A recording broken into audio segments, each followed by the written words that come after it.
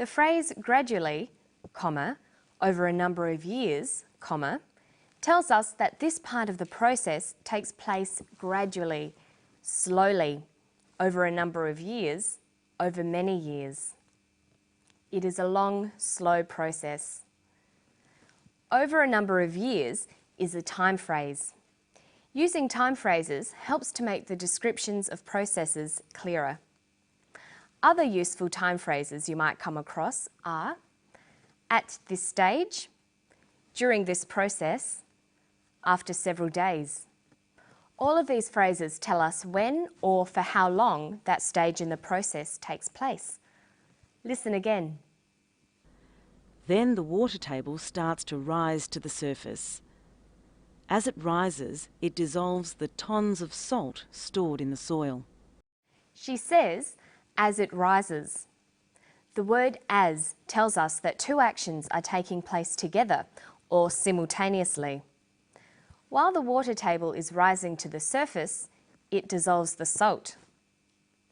Other phrases indicating two actions taking place at the same time could be at the same time, meanwhile.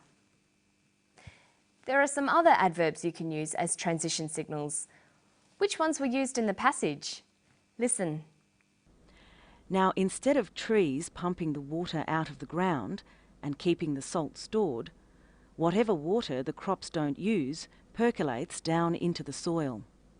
Gradually, over a number of years, the earth gets wetter and wetter, and eventually it waterlogs. Then the water table starts to rise to the surface. As it rises, it dissolves the tons of salt stored in the soil. She uses the adverbs now, eventually, then, and lastly.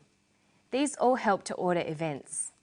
There are many other adverbs to choose from. Make sure you use a wide variety of them in your writing and speaking, rather than just repeating the same ones. Others include finally, subsequently, later, afterwards. Okay, we're going to finish today by looking at some pronunciation. There are a number of English words that can be used as both nouns and verbs. However, in many cases, the pronunciation of these changes. This can be quite difficult to get used to. Listen to the word extracts in the passage. Lastly, the sun extracts the moisture from the ground, leaving the salt concentrated on the surface. The sun extracts the moisture. Extracts here comes from the verb to extract. Where is the emphasis or stress in this word? It's on the second syllable, extract. But E-X-T-R-A-C-T is also a noun. When it's a noun, it's pronounced extract. The emphasis is now on the first syllable. And this pattern of first syllable emphasis for the noun form and second syllable emphasis for the verb form is repeated with other words. We have to extract and an extract, to contract and a contract, to construct and a construct. And there are lots of others. We have produce, that you eat, and to produce, to make. We have subject and object, but subject and object. Let's test you. Try reading these sentences.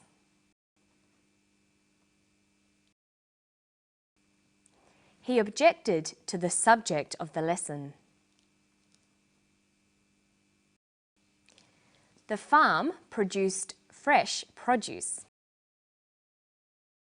So you can see how the stress in words can change meaning. You'll have to practice whenever you can. And after all that, it must be time to go. See you next time on Study English. Bye-bye.